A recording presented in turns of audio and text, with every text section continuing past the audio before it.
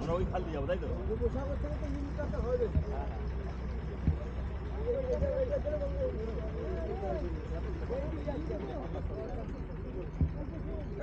খাবে কি? খাবো খাবো, এই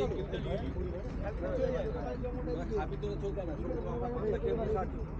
এই ভিউটা লোক ওরা খায়, তোর বলতে হবে গাড়ি চালাচ্ছি